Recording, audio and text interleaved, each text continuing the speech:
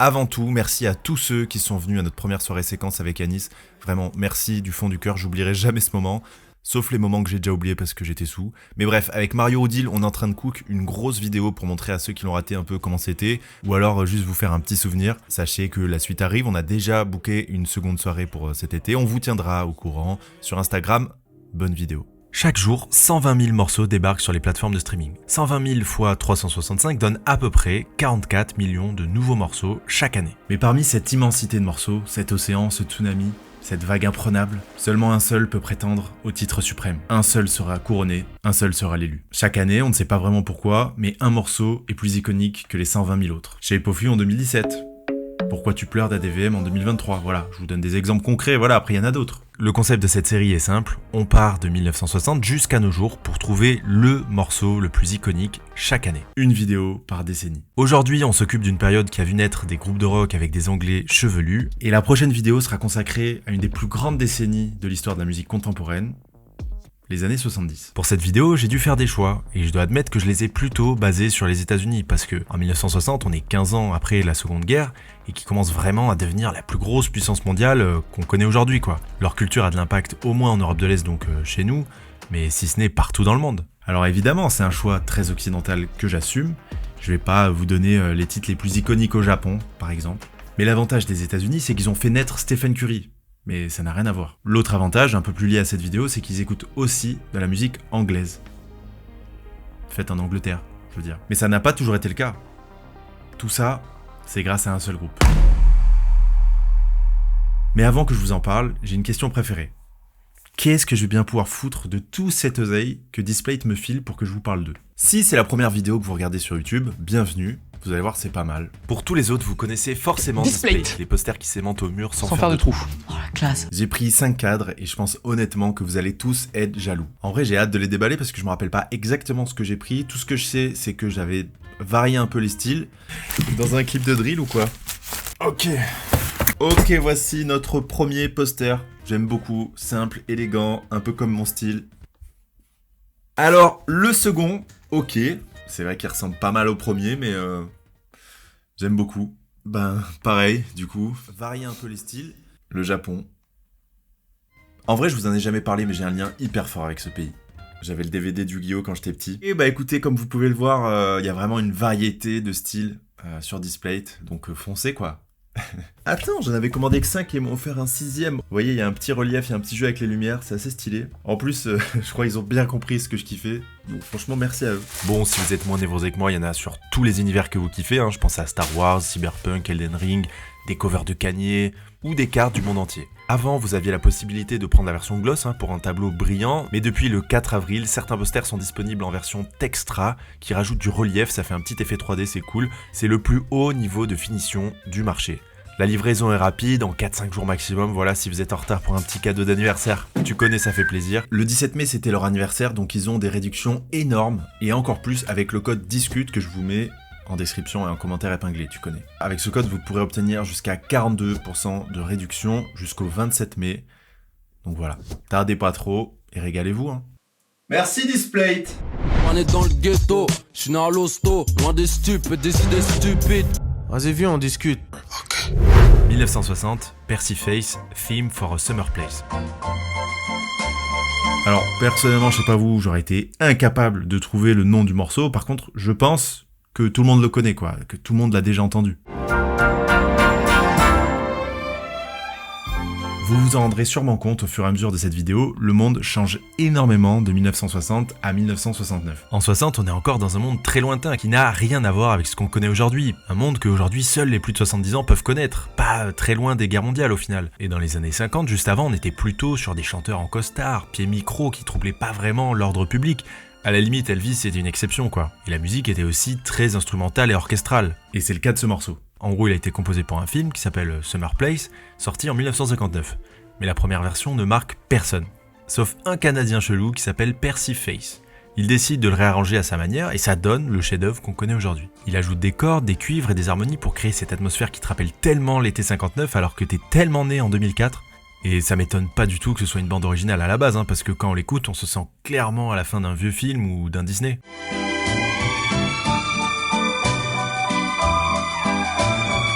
La version de Percyface va doucement rentrer dans le Billboard en janvier 1960 jusqu'à atteindre la première place pendant, écoutez-moi bien, 9 semaines d'affilée.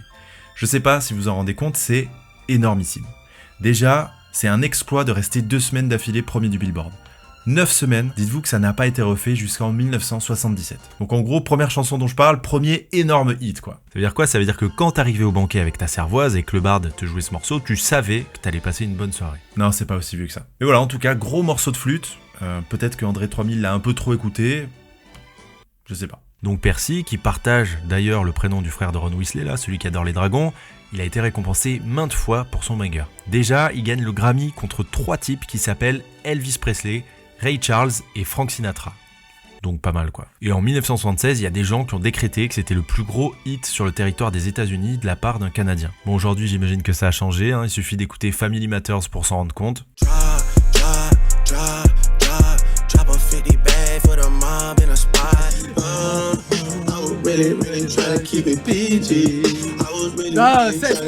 Ça c'est lourd ça. Je sais que vous préférez tous Kendrick, voilà, je le sais. Je m'en rends bien compte. Mais pardon d'être un gros beauf, voilà. Qu'est-ce que vous voulez que je vous dise? C'est juste compliqué pour moi de prendre au sérieux quelqu'un qui s'énerve alors qu'il est plus petit que ma mère. C'est compliqué. Non, en vrai, je rigole. Franchement, j'adore les deux. Mais je pense quand même qu'on pourrait donner un peu de respect à Drake, au moins juste parce qu'il a le mérite d'avoir tellement énervé Kendrick qu'il a fait revenir à son prime là, comme ça. Sans Drake, pas de Not Like Us. Donc voilà. Merci Drake, les gars, quand même. Pour l'anecdote, en France, à cette époque, on était sur une autre ambiance. Voilà, puisque le plus gros morceau de l'année, c'était Salade de fruits de Bourvil. Salade de fruits, jolie, jolie, jolie. C'est déprimant. 1961, Ray Charles, Hit the Road Jack. Bon là, on est sur un morceau absolument iconique. Plus iconique que le gâteau basque, encore. Un tube planétaire. Aujourd'hui, tu la passes en soirée dans un appart, que tu sois à Dijon, à Milan ou à Hong Kong, tout le monde la connaît par cœur. 63 ans plus tard. On est vraiment sur la chanson qui reste dans la tête. Limite, le morceau, c'est un refrain qui s'arrête jamais, quoi. Hit the road, Jack, and don't... Oui, c'est bon! On a compris! Je crois qu'il a compris! Tout le monde a compris! Il est en train de faire sa valise! Il va la prendre la route! Mes voisins, je me dis toujours... Alors à l'époque, s'appeler Percy, ça devait être hyper stylé parce que c'est aussi le prénom du mec qui a écrit cette chanson. Ray Charles n'en est que l'interprète, et d'ailleurs, c'est pas le seul, hein, puisqu'il chante beaucoup moins que Margie Hendrix, qui s'occupe du refrain. Autant vous dire qu'il n'y a que 2 couplets et 6 refrains. Pourtant, c'est bizarre, mais le morceau, il est attribué qu'à Ray Charles. Bizarre. Littéralement 3 fois moins d'efforts, pour 1000 fois plus de gloire. Franchement, c'est génial d'être un homme. Alors d'ailleurs, je vous préviens tout de suite, c'est une triste anecdote, hein, puisque cette femme, c'était la maîtresse, peut-être une des maîtresses, j'en sais rien, de Ray Charles, au point où elle tombe enceinte de lui en 1959. Donc on est 2 ans avant cette chanson. Une fois que l'enfant est né, elle lui propose de venir à la maison pour former un vrai petit foyer, comme ça il s'occupe du gamin, voilà, c'est pas déconnant, ça se comprend. Peut-être j'aurais fait pareil. J'aurais sûrement fait pareil. Il a refusé, elle a quand même continué à chanter pour lui, jusqu'au moment où leur relation s'envenime beaucoup trop. Après ça, elle a tenté une carrière solo, mais malheureusement ça n'a pas marché, elle est tombée dans l'alcool, les drogues, bref, la totale quoi, et elle est décédée à 38 ans. C'est terrible, désolé d'avoir cassé l'ambiance. Et du coup, dans la chanson, quand il dit « J'ai jamais vu une femme plus méchante que toi », on a quand même envie de lui dire doucement, Ray. Mollo mollo.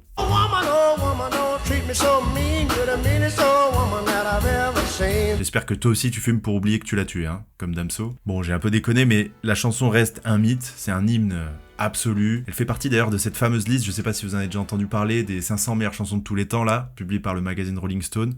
Et vous allez le voir, c'est pas la seule dans cette vidéo. On passe à la suite. 1962, Chubby Checker, The Twist. Exactement comme le premier morceau, à la base The Twist, c'est une chanson écrite et composée par un mec qui s'appelle Hank Ballard, mais dont tout le monde se fout, royalement. Et encore une fois, jusqu'au moment où Chubby Checker la reprend et en fait un succès titanesque. Alors dans le morceau, Chubby est très sympa puisqu'il nous apprend à twister. Et non pas à twerker, parce qu'à l'époque, ils avaient des valeurs. Chrétiennes notamment. Ah ouais, je peux te dire qu'à l'époque, ils passaient pas leur journée sur TikTok, hein. De toute façon, aujourd'hui, on peut plus rien dire, donc voilà. Puis Gérard Depardieu, je suis désolé, mais c'est un monument en fait. Les vasseuses, ça c'est mon cinoche. La chanteuse Je crois que j'ai passé un peu trop de temps dans les années 60. Alors moi, personnellement, je trouve que le twist, c'est très cool parce qu'on peut le danser même quand on est blanc et qu'on a un corps de lâche.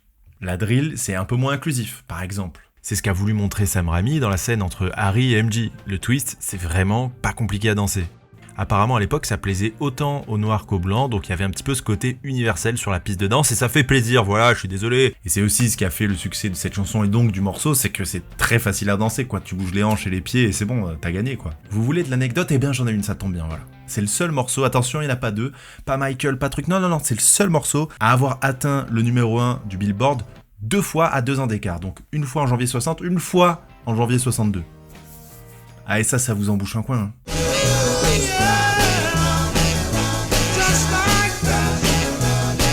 Tube énorme. Tu mets ça à ta mère juste après le repas de Noël, là, quand elle a bu 3 verres de vin, elle va enflammer le dance floor, je te dis, quoi qu'il arrive. Quoi qu'il. Alors d'ailleurs, le succès est tel qu'il s'est pas fait chier, il a balancé Let's Twist Again 6 mois plus tard. Bon, il a un peu capté que tout le monde s'en foutait quand il chantait autre chose, donc il a pas cherché à en savoir plus. C'est un peu Caris qui nous fait Honor 3, quoi. Ou moi qui sort la 29e partie sur Nekfeu. Bref, en 2008, The Twist est déclaré comme le plus grand tube américain de tous les temps par le magazine Billboard. Alors personnellement, j'ai l'impression qu'ils sont un tout petit peu emballés là. Je sais pas, qu'est-ce qu'on fait de Stairway to Heaven, de Hotel California, de Billie Jean? On passe à 1963. 1963, The Beach Boys, Surfin' USA.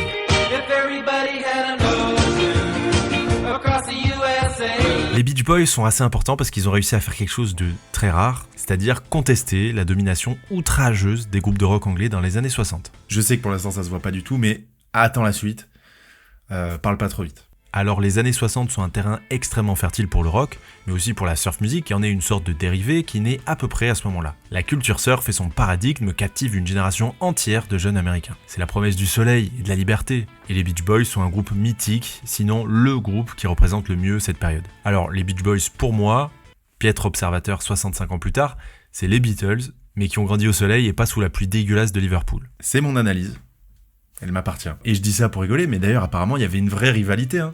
Carrément une compétition, même si elle était assez saine, entre les deux leaders du groupe, donc Brian Wilson côté Beach Boys et Paul McCartney côté Beatles. Bon alors là, attention parce que mon cerveau part un petit peu en couille, mais si on dit que les Landes c'est la Californie et que Paris c'est Liverpool, si on le dit, on l'a dit, bah pour moi, les Beach Boys sont aux Beatles ce que Tom Frager est au Bébé Brune, voilà. Vous en faites ce que vous voulez. Les gars, Tom Frager en 2009 dans les Landes, oh, c'était quelque chose. Oh là là. J'avais même lu les paroles de Lady Melody à une meuf pour lui dire que je la kiffais. Et ça avait marché. J'ai trouvé, elle est le soleil que j'attendais, elle est dans ma tête. Bon alors, Surfin' USA, c'est un putain de tube interplanétaire. C'est un hymne à la liberté, à la jeunesse, l'aventure. Bon, ce qui saute pas forcément aux yeux là quand ils font un concert aujourd'hui. Pour finir, le morceau est très cinématographique. D'ailleurs, il est utilisé dans une scène assez connue du film Teen Wolf. Ce qui me fait énormément penser au morceau qu'il y a dans le début de Brise de Nice. Salut, buddy. Et c'est là qu'on peut voir à quel point j'ai bossé cette vidéo, parce que c'est bien Brian Wilson des Beach Boys qui aurait filé le morceau à ses potes du groupe Jan and Dean. D'ailleurs, contre la volonté de son daron, qui était aussi le manager du groupe, parce qu'il avait flairé le tube. Bref, on passe à un groupe avec John Lennon dedans. 1964, The Beatles, I Want to Hold Your Hands. Oh yeah, tell you something. Ça y est. En 1964, les Beatles débarquent aux États-Unis pour tout prendre et tout manger. Cette année-là, dans le top 100, donc aux États-Unis, on retrouve 9 chansons des Beatles. Donc quasiment 10% du top 100. Et tenez-vous bien, 5 chansons dans le top 16. Ah, faut bien s'accrocher là, attention. En gros, les Anglais vont commencer à concurrencer les groupes américains et ça va faire paniquer les majors parce qu'évidemment, elles prennent un moins gros pourcentage quoi sur les groupes étrangers. Donc elles vont tenter de mettre en place des règles comme ça, par-ci par-là, pour freiner l'essor des groupes anglais. Ça s'appelle le protectionnisme en fait. Par exemple, si elles veulent, elles peuvent changer l'ordre des tracks. Ça veut dire ton intro, hop, ils la mettent en 8ème chanson.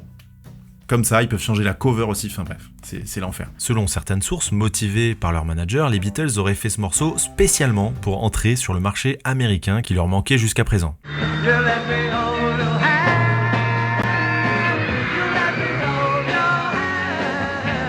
Le succès est tel que les ados commencent à se laisser pousser les cheveux à une époque où, pour les garçons, c'est extrêmement mal vu, voire rebelle. C'est la fameuse Beatlemania. D'ailleurs, j'ai regardé des documentaires et apparemment, des écoles anglaises auraient interdit aux gamins d'avoir les cheveux longs. Alors sur le moment, quand je vois ça, j'y ai pas trop cru, sauf qu'il y a un des top commentaires sur la chanson sur YouTube qui corrobore complètement avec cette version. En gros, le type s'est fait virer pendant 3 semaines parce qu'il voulait pas se couper les cheveux. Parce qu'apparemment, il chopait plus de meufs comme ça. Bon voilà, jusqu'au moment où son école a fini par capituler. En Angleterre, les Beatles sont des dieux. Vous voyez les dieux grecs ? Bah eux, c'est les dieux anglais. Avant eux, les artistes rock n'étaient que des pâles copies d'Elvis, des interprètes lisses. Mais quand les Beatles débarquent, c'est la jeunesse qui prend le pouvoir. Des cheveux longs pour les garçons et les filles en jupe. Carrément, les anciennes générations pètent un câble et accusent les Beatles de pervertir la société. Ils sont accusés d'avoir lancé une vague de frénésie sexuelle chez leur auditoire féminin. En fait, je crois qu'il faut juste arrêter de parler quand on vieillit. En réalité, je pense que les Beatles catalysent simplement l'énergie folle des jeunes. On a voulu faire croire que c'était érotique quand c'était plutôt du fanatisme. Par exemple, on décrivait toujours le comportement des jeunes femmes via l'œuvre de Freud. On parlait d'hystérie, mais je pense qu'ils assistaient simplement à la naissance du fanatisme hardcore qu'on connaît aujourd'hui. Quand des dizaines de milliers de femmes gueulent au concert de Taylor Swift, a priori, elles sont pas toutes lesbiennes. En fait, je pense que ce qui a largement dérangé, c'est que pour une des premières fois, des femmes prennent le contrôle de l'espace public et foutent le bordel, quoi. En gros, elles font ce que font les hommes depuis toujours. Pardon de dire des vérités, hein, pardon, excusez-moi. Et c'est très rare à l'époque. Donc la police, elle fait absolument tout ce qu'elle peut pour réprimer. Et vas-y que ça met des amendes de tous les côtés. Carrément, les Beatles n'ont même pas le droit de regarder la foule. Quand ils passent quelque part, quand ils sont attendus, je sais pas où, ils n'ont pas le droit. Sinon, ça va rendre fou tout le monde là.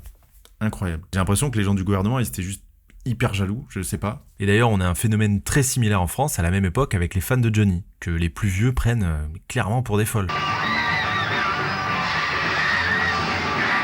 Côté mec, le rock a donné à beaucoup de garçons des raisons et le courage, simplement, de devenir autre chose qu'une version d'eux, de leur père. Pour résumer, c'est la musique qui a créé la culture jeune dans le monde. Avec les Beatles notamment, mais avec d'autres groupes qu'on va peut-être voir après. Et pareil avec Johnny en France, enfin voilà.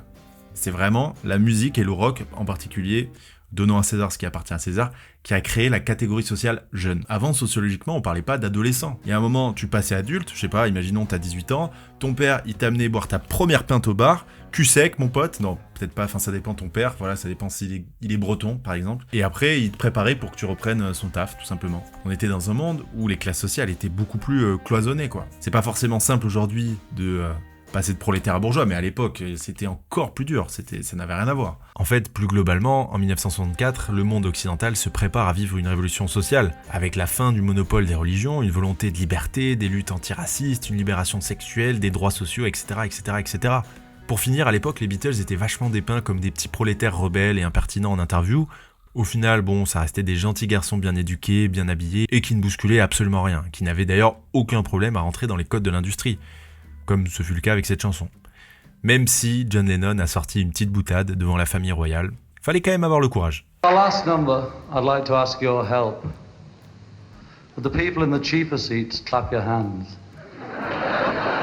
And the rest of you, if you just rattle your jewelry. Bref, les Beatles sont un groupe absolument mythique, avec un impact surnaturel, que ce soit socialement, musicalement, dans l'industrie, etc. À mon avis, on risque d'en reparler dans cette vidéo parce que les années 60 sont vraiment leur pute. 1965, The Rolling Stones, I Can Get No Satisfaction. Pour exister dans un monde avec les Beatles, il faut se différencier. Et d'ailleurs, à ce moment-là, la plupart des gens sont défaitistes. On se dit qu'il peut pas y avoir 2 groupes stars de rock anglais.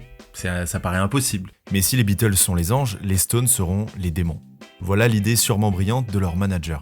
Gentil-héros contre anti-héros. Le groupe de Mick Jagger est beaucoup plus radical et engagé que les Beatles. Moins pop, moins commercial, un peu plus rock d'une certaine manière. Petite anecdote qui se passe 2 ans après le morceau dont on est en train de parler maintenant, Jagger et Richards sont carrément condamnés à de la prison ferme pour détention de drogue. Et d'ailleurs, ils se sont fait choper un lendemain de LSD. À mon avis, ça devait être désagréable quand même, comme arrestation. Bon, d'après ce que j'ai compris, la peine était quand même vachement exagérée par rapport à ce qu'ils avaient vraiment fait. Les juges ont dû se dire, vas-y, on fait un exemple, quoi. Au final, des protestations ont lieu un peu partout dans le pays et le juge a fini par les libérer après seulement quelques heures en prison. Mais bref, revenons à 1965. Quand Satisfaction sort, ça fait que 3 ans véritablement que le groupe existe. Le nom est un hommage à une chanson de leur idole, le chanteur de blues Muddy Waters.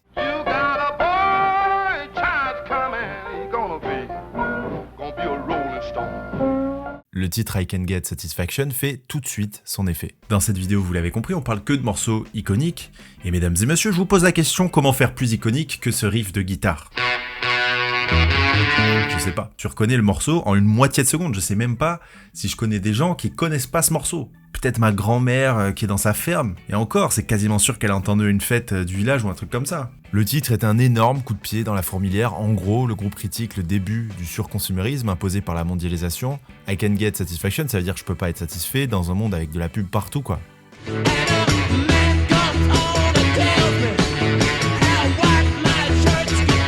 Et si on est un petit peu malicieux et qu'on veut faire chier un peu le monde, c'est quand même marrant de capter qu'ils se sont fait des millions de dollars grâce à un morceau qui critique le capitalisme. Alors malheureusement, je suis devant vous, 59 ans après cette chanson, et je peux vous l'affirmer, rien n'a changé. La chanson n'a pas éradiqué le capitalisme. Putain, c'était pas loin. Je crois que tout ce qui critique, c'est empiré, mais genre fois 1 million. J'en conclus 2 choses. 1, les artistes n'ont jamais rien changé avec une chanson. 2, c'est pas grave. C'est quand même cool de le faire. Parfois c'est symbolique et ça peut donner du courage à des gens. Comme ça a été le cas avec la chanson All Right de Kendrick.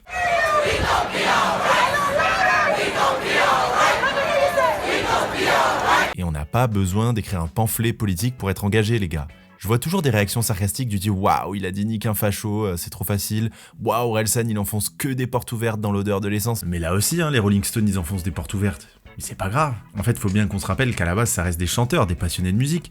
C'est impossible de leur demander la pertinence intellectuelle sur des sujets aussi pointus que s'ils étaient chercheurs à l'université de Massachusetts. Ça n'a pas de sens. Parfois c'est cool quand c'est simple aussi. Alors j'imagine que c'était de l'humour, mais j'ai quand même été un petit peu surpris de la fin. En gros, vous avez compris, il critique pendant toute la chanson le consumérisme, on va dire, le capitalisme, etc. Mais à la fin, ça finit sur un couplet où le gars est vénère parce qu'il peut pas coucher avec une meuf parce qu'elle a ses règles.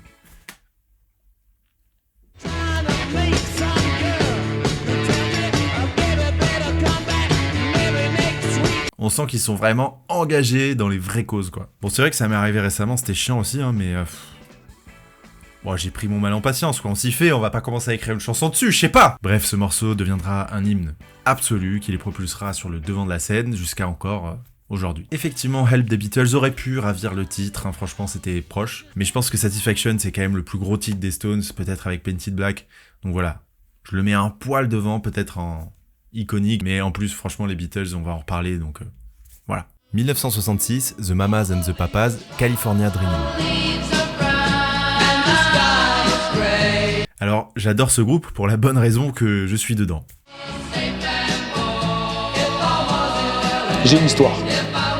J'ai un background. Bon alors, avant de parler de ce morceau, j'ai quand même envie de péter un câble et de demander qu'est-ce qui se passe. Qu'est-ce qui fait que quand tu mets California dans ton titre, ça devient un classique instantané. Il y a un complot.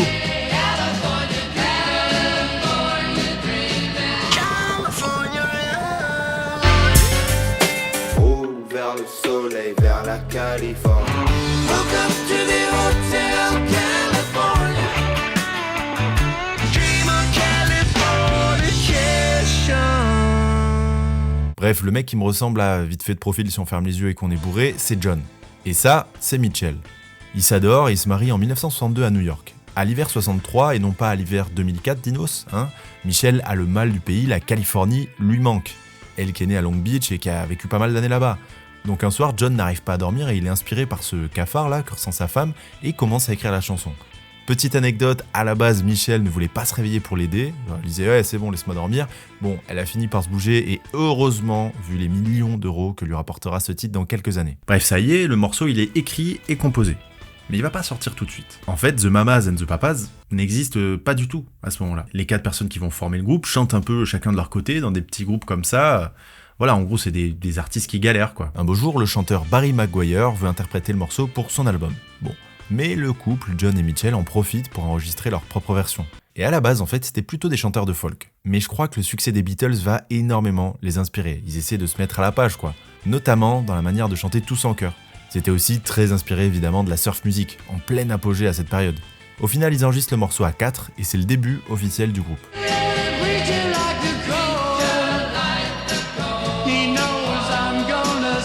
Leur chanson va complètement éclipser celle de Barry McGuire et eux n'auraient pas pu rêver de mieux pour lancer leur carrière et leur premier album. Le single se vend à plus de 1 million d'exemplaires.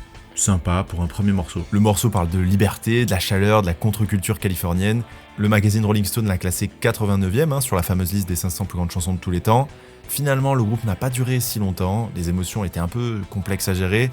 2 filles, 2 garçons, ils passent trop de temps ensemble dans des ambiances festives, donc ça flirte, ça fait des bisous dans le dos de son mari, il y en a une qui est amoureuse d'un autre, l'autre en même temps du même, mais bref, voilà, c'est hyper toxique en vrai. Demandez à Fleetwood Mac si c'est simple de garder une relation saine au sein d'un groupe à succès dans une époque où tout le monde prend du LSD, je ne pense pas. Dans tous les cas, le morceau est un classique absolu et on passe au suivant. 1967, Louis Armstrong, What a Wonderful World. Alors si vous avez peur du temps qui passe, des cheveux blancs et de la mort, de manière générale, écoutez cette chanson. Louis Armstrong a écrit ce morceau à 66 ans et il n'a jamais eu l'air si heureux. Alors c'est fou parce que cette chanson dénote complètement du reste de la carrière de Louis Armstrong. Alors déjà il a été enregistré complètement en dehors des conventions du jazz et ça me fait marrer parce que c'est fou. Non je rigole, je sais pas ce que je dis. J'ai trouvé cette phrase, je sais pas ce que ça veut dire. En dehors des conventions. Bon j'imagine qu'il a pas dû... qu'il y a une convention à respecter pour que ce soit un morceau de jazz et que c'est... Ouais je sais pas. Vous le savez vous aussi maintenant. Vous en faites ce que vous voulez, vous pouvez le raconter en soirée. Louis Armstrong, il a enregistré ce morceau là, What a Wonderful World, en dehors des conventions du jazz, à Vegas. C'est peut-être ça, peut-être que t'as pas le droit de créer un morceau de jazz à Vegas. À ce moment-là, il est fatigué et on est en pleine période de lutte contre la ségrégation raciale. Il enregistre le morceau quelques jours à peine, après une grosse insurrection à Détroit qui a fait 43 morts, l'ambiance est tendue d'ailleurs. Martin Luther King sera assassiné l'année suivante. Donc c'est sûr que le morceau paraît un petit peu hors sujet et naïf, en fait, dans ce contexte. Sauf que lui, il en a marre, voilà, il sait qu'il va bientôt s'en aller, donc il a envie de, pour une fois, sortir un petit message de paix et d'amour.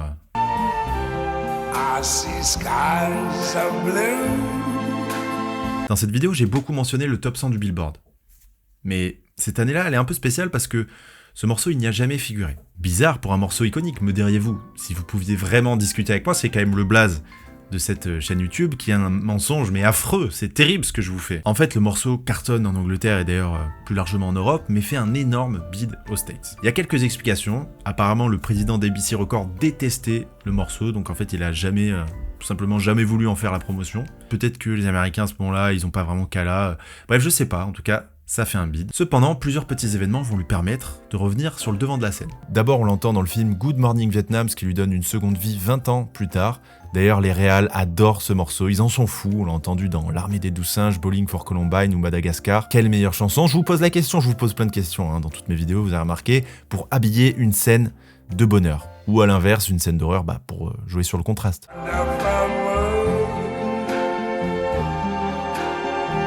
Autre événement, la célèbre reprise punk de Joe Ramone, je sais pas si on prononce comme ça, mais qui a cartonné et qui est vraiment un excellent morceau, je prends du plaisir à l'écouter. Bref, aujourd'hui ce morceau est un hymne absolu au bonheur, au printemps, à la floraison, à la paix. Donc merci pour ça Louis, c'est dommage du coup parce que t'es décédé avant que ton morceau prenne l'ampleur qu'il a aujourd'hui, mais voilà, merci quand même, t'es la légende que tu penses être. Et repose en paix mon frère. Bon, mon frère, c'était exagéré. 1968, The Beatles, Hey Jude.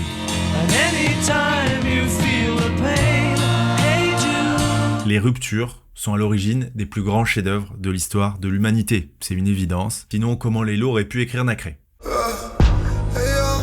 seul dans l'atmosphère. Je me bats, je sais même pas à quoi ça sert. Un jour, je fais la vie là au bord de la mer. Le lendemain, je vais juste mourir avec honneur. Des exemples, j'en ai à l'appel.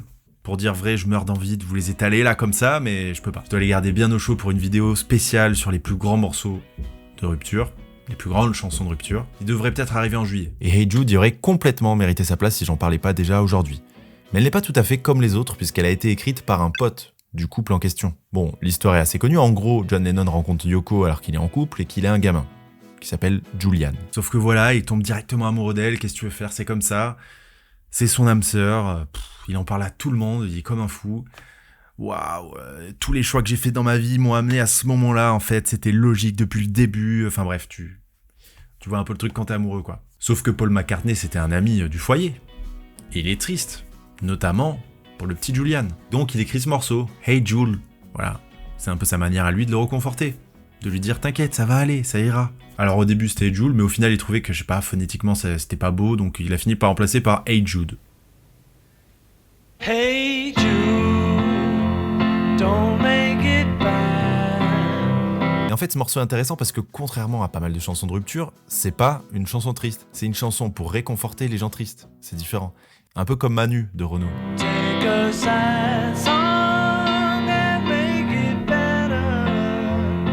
Bref, nous sommes là face à un des plus grands succès de la carrière des Beatles.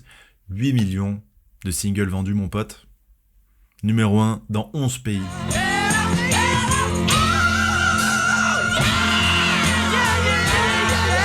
Elle finit en apothéose avec tout le monde dans le studio qui gueule « Na na na na !» Comme quoi, il n'y a pas vraiment de format. Si ça régale, ça régale. C'est ça que j'aimerais qu'on marque sur ma tombe. Si ça régale, ça régale. Ou alors, envoie de Ricard Patron. Ou alors, je vous baisse tous au billard. John peut remercier son pote Paul parce que déjà, il a fait plaisir à son fils et à sa femme. Déjà. Mais en plus, du coup, c'est lui qui a écrit et composé entièrement le morceau. Et je peux vous dire que... il a eu une bonne idée parce que ça rapportait de l'argent à tous ses copains, cette histoire. Hein. Alors, il y a une anecdote un peu connue aussi. En fait, au début, on n'entend aucune batterie parce que Ringo Starr, donc le batteur, était en train de faire pipi. Mais voilà, ils se sont dit, vas-y, on la garde comme ça. Bref, un morceau iconique de plus dans la collection des Beatles. C'est fou hein, de surfer comme ça sur la décennie. Profitez-en parce qu'ils vont bientôt se séparer. Et est-ce que la prochaine chanson, qui est la dernière de cette vidéo, sera une chanson des Beatles ? Peut-être. 1969, suspense. Ok, bon, alors à chaque fois, chaque année, j'ai réussi à faire un choix assez simplement. J'ai un peu galéré parfois, en 65 notamment, mais là, jamais autant que pour 1969, c'est une année de folie. Déjà, le numéro 1 du Billboard, c'est Sugar Sugar de The Archies, qui est quand même un énorme carton, gros tube. Sugar. Oh, honey, honey. Mais jamais, dans Aucun Monde, c'est plus iconique que tous les morceaux avec lesquels j'hésitais là, vous allez voir. Déjà, Comment lutter, avec Space Oddity, un des premiers singles, en tout cas c'est son premier gros succès international de David Bowie. This is Major Tom to ground control. I'm stepping through the door. Qui n'a pas été compris directement, mais a eu plusieurs vies. Et il est remonté au top 100 du Billboard 3 ans plus tard grâce à une réédition et premier en Angleterre 6 ans plus tard. Ça n'a aucun sens, c'est un chef-d'œuvre absolu, très bien écrit d'ailleurs, qui s'inspire de 2001 Odyssée de l'espace. C'est peut-être le meilleur morceau de 1969, ça dépend des goûts, mais en tout cas j'accepte cette réponse. Si vous me dites ça, c'est acceptable de fou. Mais malheureusement, je pense pas que ce soit plus iconique que Whole Lotta Love de Led Zeppelin.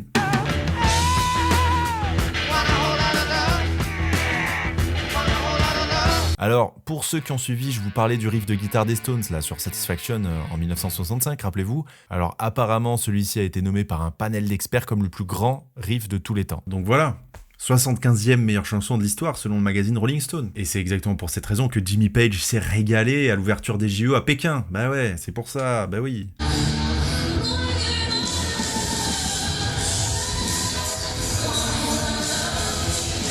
Iconique, quoi. Mais est-ce que c'est plus iconique que ça, là ?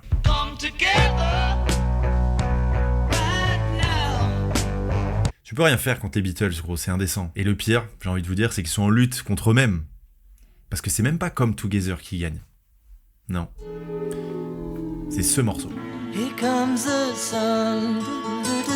Et dites-vous qu'ils sont dans le même album. Bon, il y a 2 minutes, je vous racontais que à ce moment-là, le groupe était sur la fin. Bah justement, cette fois, le morceau est écrit par George Harrison qui n'en pouvait plus des tensions au sein du groupe. En 1969, les Beatles sont moins des musiciens que des businessmen. Et on peut pas faire semblant d'être surpris quand on voit les fortunes qu'ils ont générées. Je veux dire, à un moment, c'est évident qu'il va y avoir des tensions, quoi. Du coup, un jour, George décide d'échapper, une journée de réunion bien chiante avec le label, il part chez son pote Eric Clapton, guitariste légendaire, et dans son jardin, au printemps, il se croit au paradis. Il regarde les arbres, il entend les oiseaux. The smiles returning to the faces. Au final, ça me fait un peu penser à la chanson de Louis Armstrong du début de la vidéo. Voilà comment est né ce refrain tout simple, mais qui aujourd'hui est sûrement le plus grand tube des Beatles. Statistiquement, c'est indécent, la vitesse qu'il met à tous les autres. 1,2 milliard d'écoutes. D'ailleurs, c'est la première chanson des années 60 à avoir atteint ce cap sur Spotify. Alors, un clip a été publié en 2019 pour les 50 ans de l'album Abbey Road, et on peut y voir des rushs mythiques, puisqu'apparemment, c'est la dernière fois qu'ils sont filmés ensemble. La fin d'une époque, quoi. Même s'ils sortiront un dernier album en 1970, mais ça, peut-être qu'on en reparlera dans la suite qui devrait arriver en juin. J'espère que vous avez apprécié, franchement j'étais trop content de faire cette vidéo, de respirer un peu par rapport au rap, franchement c'est trop cool, j'ai l'impression que j'apprends un peu de la culture générale et que peut-être que vous aussi du coup, peut-être qu'on peut tous apprendre des trucs ensemble. Parce qu'en plus, voilà, je vous le dis en toute transparence, maintenant on se connaît, on est comme ça, vous et moi, vous venez à mes soirées. En fait, c'est impossible d'enchaîner des documentaires où tu passes 1 mois et demi sur un seul artiste. Enfin, moi je peux pas. Franchement, les vidéos que j'ai fait là sur PNL et Runa, bon, si vous avez pas vu, c'est les 2 dernières vidéos que j'avais faites. Franchement, je me suis torturé l'esprit pour les faire à un niveau. Mais bon, même pas nécessaire en plus, hein, je suis pas sûr. Mais en tout cas, voilà. Moi, je sais pas faire autrement. Du coup, je suis trop content de trouver des concepts entre des grosses vidéos. Je pense que des documentaires comme ça un peu plus classiques, j'en ferai entre septembre et Noël. Je pense. D'ici là, voilà, je vais me régaler. J'en place une pour Lohan qui m'a aidé à terminer le montage alors que j'avais une deadline clairement impossible à gérer si j'avais été seul. Donc voilà, merci à lui. Si vous le connaissez pas, c'est un youtubeur rap un peu plus jeune que moi. Sa dernière vidéo sur Capuche est vraiment cool. Il m'a fait découvrir un artiste que je connaissais pas du tout. Bref, voilà. Je peux pas vous obliger à y aller, à regarder tout ça, mais en tout cas, je peux vous dire que si vous aimez mes vidéos, c'est à peu près sûr que vous kifferez les siennes. Voilà. Et sachez que je l'ai pas payé en visibilité comme ça, je l'ai quand même payé. Voilà, je le dis pour les malveillants là. Merci. Et à bientôt pour la suite. On veut le taf, on veut le tout. Depuis toute petite, ce qu'on